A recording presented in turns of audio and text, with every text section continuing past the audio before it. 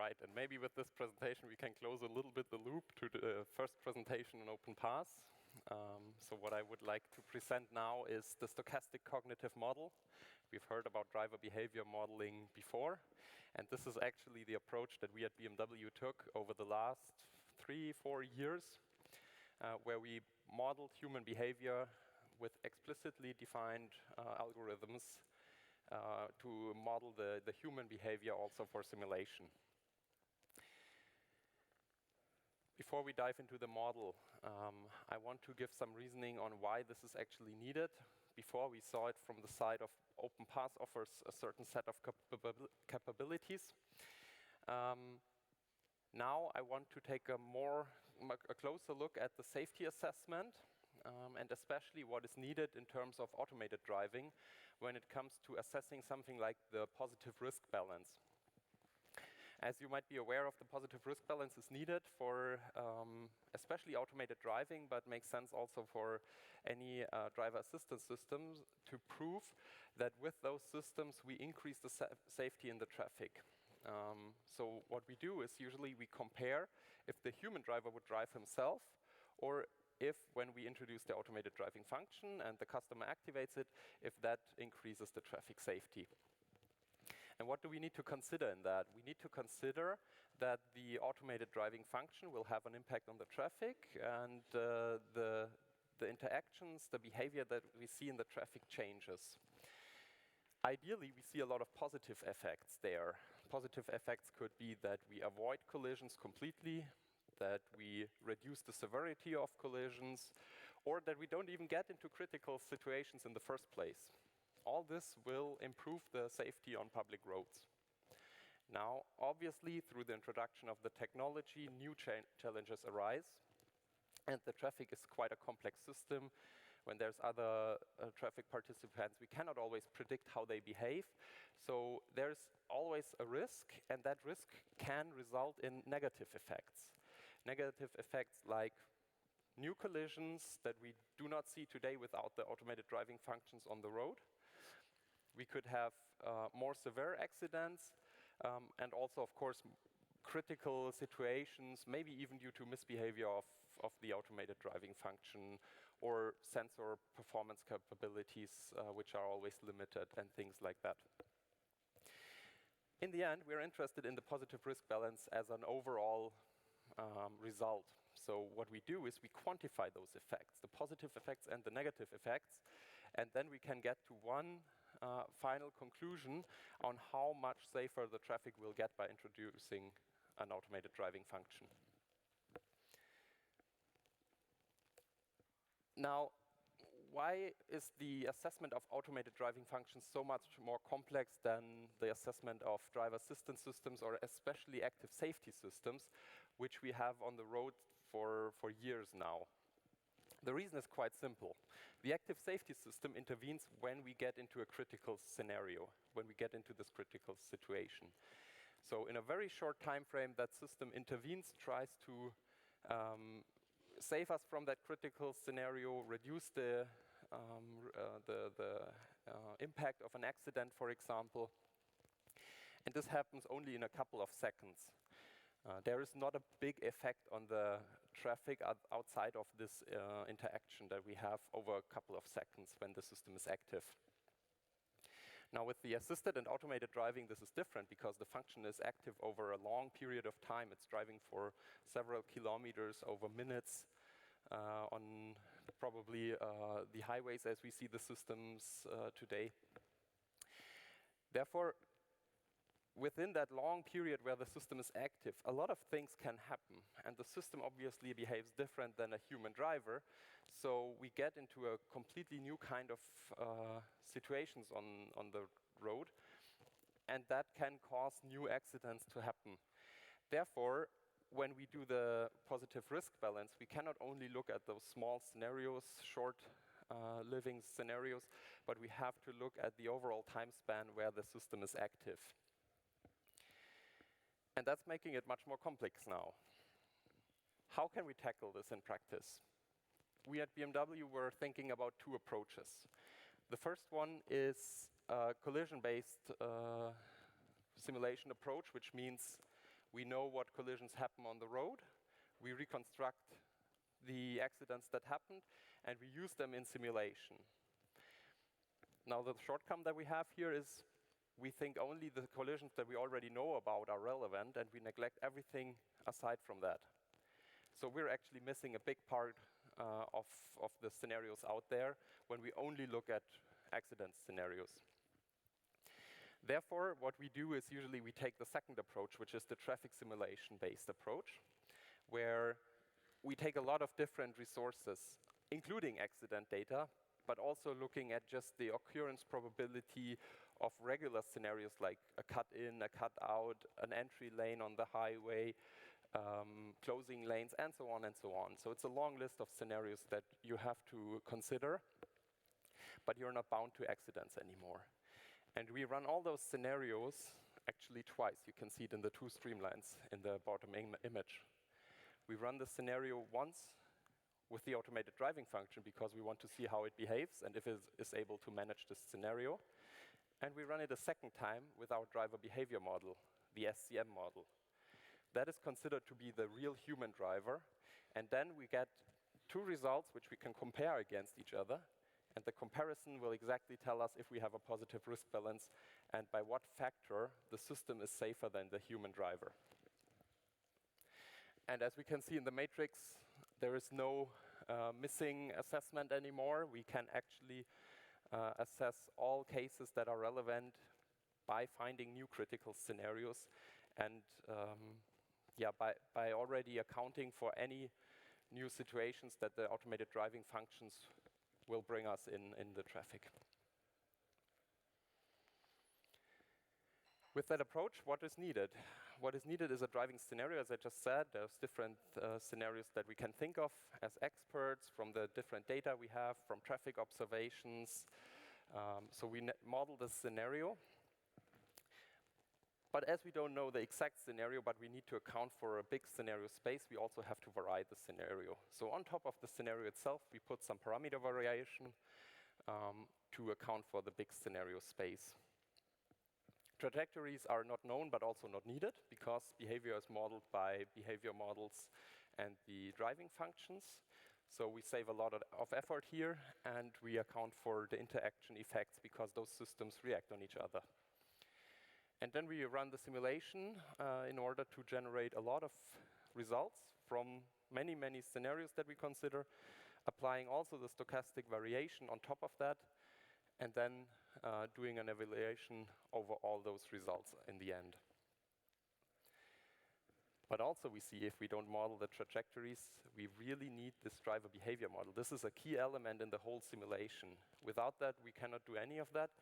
With it, we have a great capability of doing all kinds of simulations out of the box. And that actually brings me to the driver behavior model, which is, among all the other parts of the simulation, a key element that I want to now go into more detail on. I think the rest of the topics are quite clear: simulation tool, scenario definition, vehicle model. This is all what you would expect in any case. Modeling also the system and the sensors when you have the automated driving function, and projecting it onto the relevant part of the world, which means basically think about regulations and any limiting factors, also the infrastructure which is available, which you need to consider in the simulation as well. The driver behavior model. In the end, it should imitate human behavior. How can you do that? There is a lot of approaches which use, for example, machine learning approaches with a lot of data resources in the background. We initially decided we don't want to go that way. We said we want to do an explicit modeling of the human behavior based on cognitive processes that we know about, based on a lot of psychology that we know about the human, because the part when it gets interesting is usually when it's critical and when there are accidents. But honestly, how much data do we have where a human was observed when getting into an accident or getting into a critical situation? There is not much, so we were convinced that we need an explicit algorithm here in order to account for modeling of these corner cases, so to say, where training a machine learning model or something like that would not be doable due to limited data. And this is what came out of our thoughts and our implementations. It's a rough architecture, which usually makes sense to go through from left to right. A human driver, when he's out on the road, first has to perceive the environment. Perception can be usually through the visual sense, could of course also be auditorial and haptic perception, but visual is really the key element for driving behavior. So we, with our eyes, look around in the environment, perceive what is happening, see all the things going on, and this is then stored in the mental model first of all. The mental model is kind of the brain of the driver, storing all the information that the driver has. And although we only look into one direction usually, we perceive things from that direction, we still know if there was a car behind us. That car is not standing, it's also moving with a certain velocity. So we do extrapolation on the vehicles and the objects around us that we don't see. That's happening in the mental model. And with that representation of the surrounding, we can then go into the situation manager, which decides for a certain situation which is currently happening. We can see some example actually where there is a vehicle on the right lane, it has the turn indicator activated. The mental model already has that stored. With the arrow we can see, yeah, we recognize the turn indicator. And now in the situation manager, the situation that we have a lane changer from the right side is quite high in probability.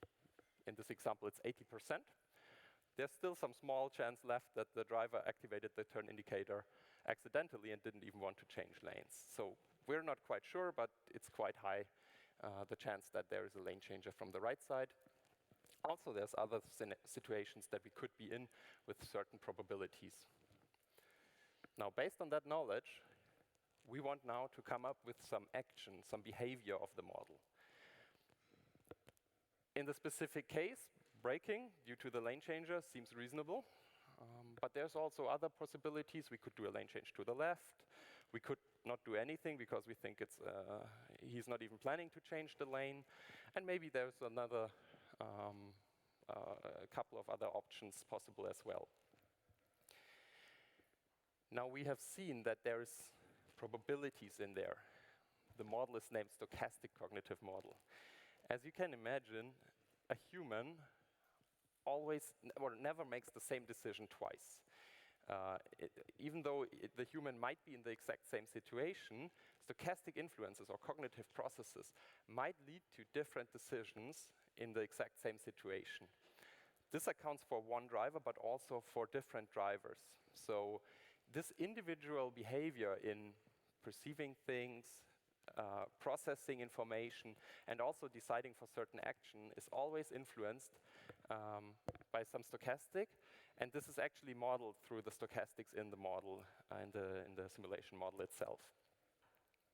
And therefore, we might not decide for the lane changer from right, although it's 80%, but due to the stochastics in the model, we might decide for the following driving situation, which will then, in the next time step or the second time step afterwards, will lead to a very different behavior. Let's assume we decided for braking. What happens next? The action implementation actually performs the braking, so we will change the pedal to the foot to the braking pedal. We will press it, we will decelerate, and then the loop closes. We see if it works, if it keeps us from running into the other vehicle. If not, we might adapt our behavior, or we might still decide for another lane change now. So then this loop is closed, and in each time step, it is run in the simulation model. Now, one more detail we have on top of the slide is the driver characteristics. As I said, every driver is individual.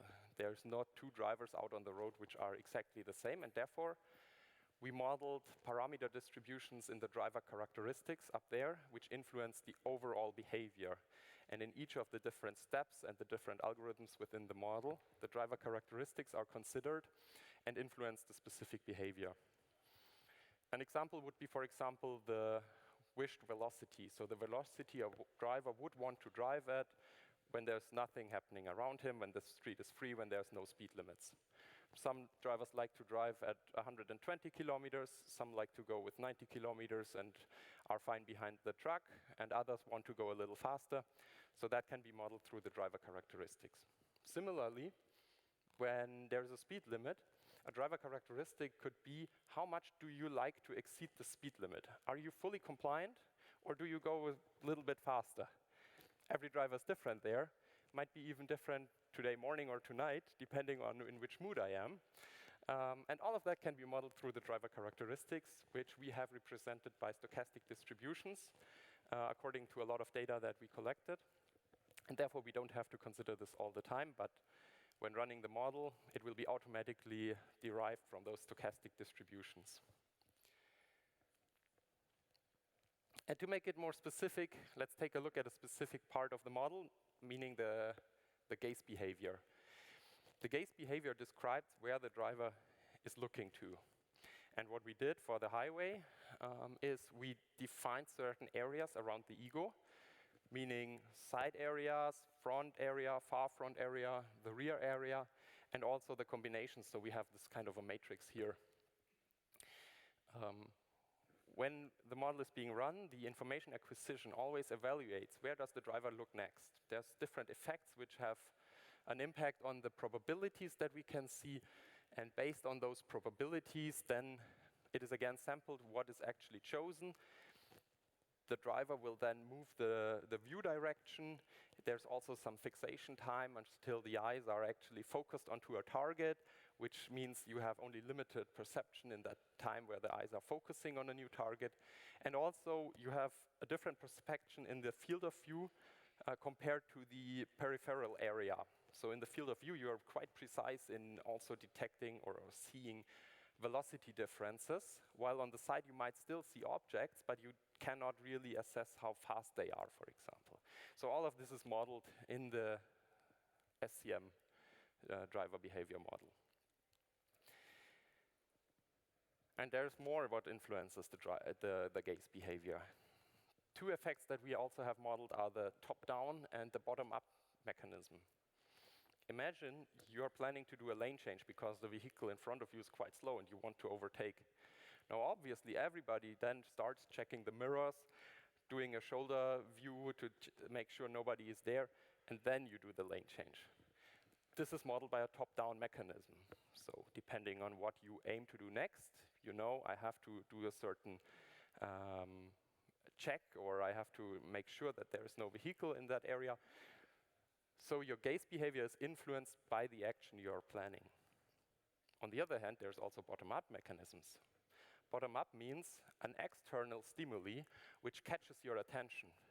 If you're driving and there's a vehicle on the right side, and that vehicle turns on the indicator light, that light will flash up. So it will catch your attention, and you might, or actually the probability that you look into that direction increases.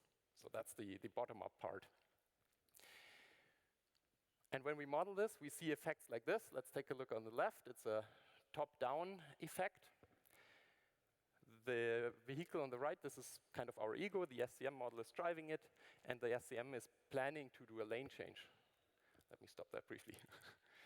It's planning to do a lane change. Therefore, it checks the mirrors, it does the shoulder view, and is able to recover because it was already starting to move, but it managed to avoid the collision here. So the bottom-up mechanism saved us here. On the right side, we see a top-down mechanism.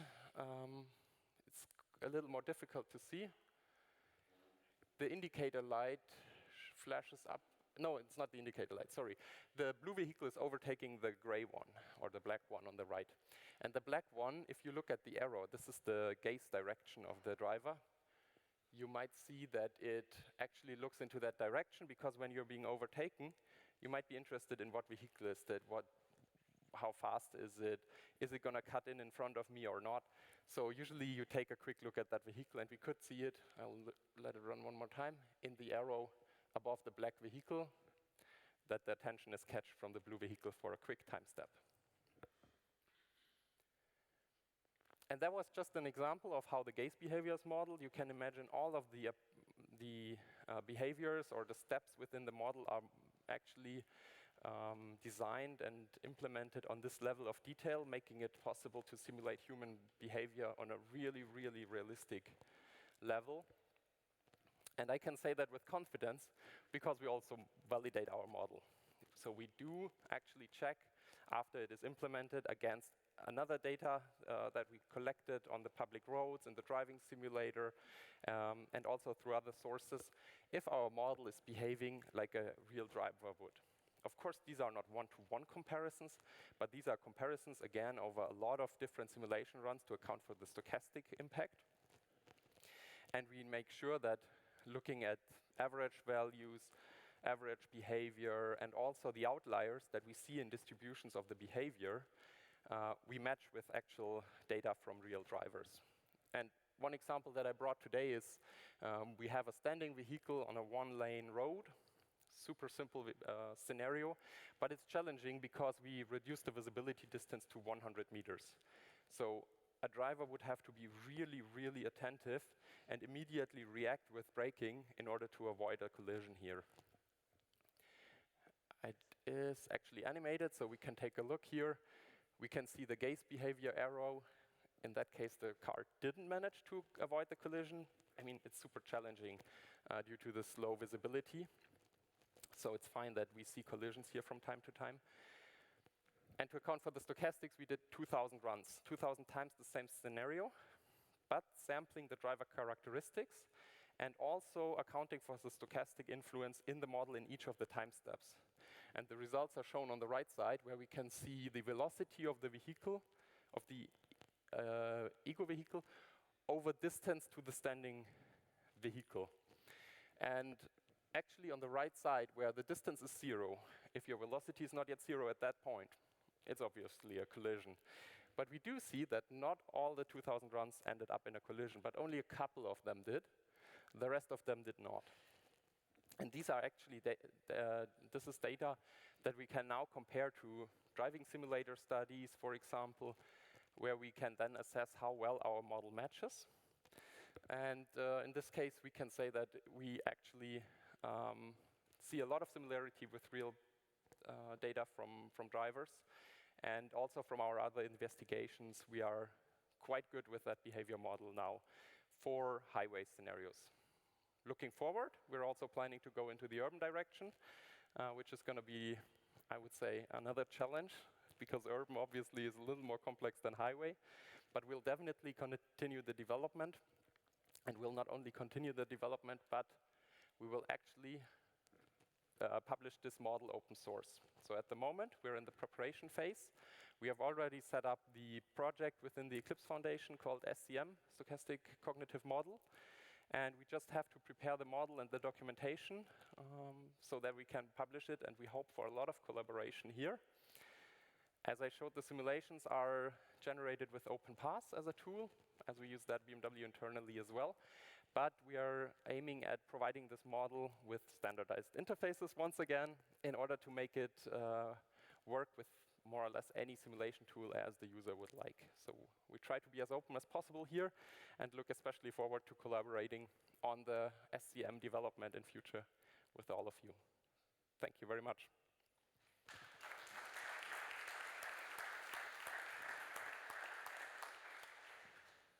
Thank you, Arun. Very interesting talk. Has anyone a question? Okay, I see.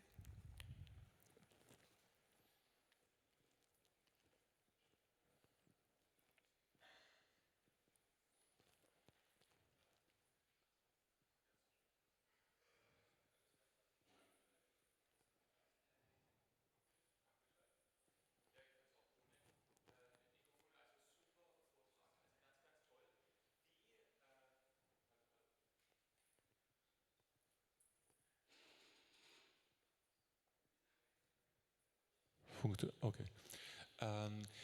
Super Vortrag. Wie kann das für Imitation Learning benutzt werden? Also ich sehe da sehr große Potenzial dafür, weil das Problem bei Imitation Learning ist ja zu selektionieren, was sind die Kriterien. Oh, imitate. Okay, sorry, in English. Can you use actually this? as a selector for imitation learning, for the data in imitation learning? Because, you know, when you do imitation learning, you actually have to select which data is relevant. Let's say you do imitation learning and you drive 1,000,000 kilometers on the highway straight, and if there is two things you showed now, then the imitation learned algorithm would just run over the car because it has learned for 1,000,000 kilometers that driving straight is the way to do it. Now, with this, you can actually support these programmers, the data analysts, and that provide the data to choose exactly the right data so that the imitation learning, artificial intelligence, can be much, much better. Thank you for the question. It's really interesting, I think, because there's certain aspects, or a couple of aspects, playing into this topic. First of all, looking at the SCM behavior, what we try to do there is imitate human behavior. And human behavior is error-prone. So humans do mistakes, and we see that in simulation as well. So this is just one aspect we have to be really careful about, because if we use that model and try to imitate the behavior, we might get the mistakes that a human does into your machine learning model as well. Just as a heads up, first of all. Now, second, yeah, I mean, this model drives on highways quite well. So jokingly, we also said before, why don't we build this algorithm into a car? Of course it would drive and it would behave, but obviously with the mistakes the model does and the limitations we also explicitly model, it does not really make sense to do this algorithm in the car. So the question is, what do you want to imitate out of those simulations? Still, with the synthetic data that we are able to generate based on the simulations, we can actually take a look at traffic, how it will happen on the road in 2 years, 3 years, 4 years, when there's more automated vehicles on the road and we see different interactions, different behavior, and that is something we can foresee here and or consider in the development as well, even in imitation learning maybe.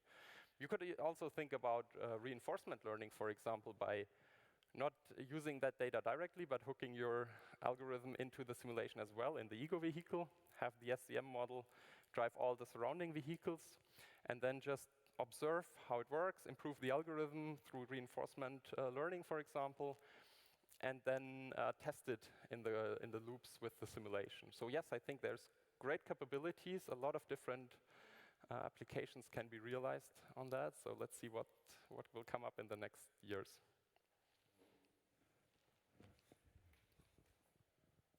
Arun, thank you very much for this very, very good presentation about SCM. We tried to read into the project description before, and we looked at it, and we were wondering, could you share some light on how computationally expensive the implementation is? Because as you could imagine, we thought about integrating this with Sumo. So the question goes into the direction of, is it foreseeable to have just one vehicle equipped with SCM, or could we have a large number of vehicles being controlled by SCM in a Sumo simulation? Okay, thank you. A question that comes up quite often, actually. Performance always matters in those simulations, especially when we have thousands of runs in openPASS, or when you're talking about Sumo, where hundreds and thousands of vehicles are running. So our need in performance terms is that it can run in real time with a couple of agents. So the use case that we have there is we have an automated driving function in the simulation, and we have surrounding vehicles controlled by the SCM model, and we want to run that in real time. That works currently up to, I would say, something like 20 surrounding vehicles, so 20 SCM models. If it gets more, you will not be real-time capable anymore. Sometimes you don't really need that, then it's fine. It's possible we also ran simulations with 300 of those SCM agents, but then it obviously gets really slow. That's the one thing. The other thing, while we are adapting the SCM to public standards like OSI and FMI, we have to take some extra steps in the processing, and OSI is not as efficient in data exchange as direct interface calls would be. So actually, as much as we gain by open sourcing the model and preparing it for the public standards, the performance will drop a little more in the first place. We're also thinking about how can we improve this again afterwards. There are certain ideas as well. But this is kind of the range where we are, and also some small heads up that when the model is open source due to the public standards and the data exchange, it will not be the best performing model in terms of simulation time in the first place, but still something we're looking into and also aiming at improving further. So one last question before the break. I guess you was a bit faster. But you can continue then, of course, in the break. Sorry for the superficial question. In the text, there's on motorways. Is there any specific reason to concentrate only on motorways, not surface roads? So the reason is just that we had to focus on a specific operational design domain in the beginning of the development. And motorways is the decision that we took because on the one hand side, the complexity is still controllable there. And on the other hand side, this was the need that we had at BMW also for the development of assistance systems and automated driving functions. Yeah, but we will look into urban scenarios as well and extend the model. Thank you, Arun. Thank you very much.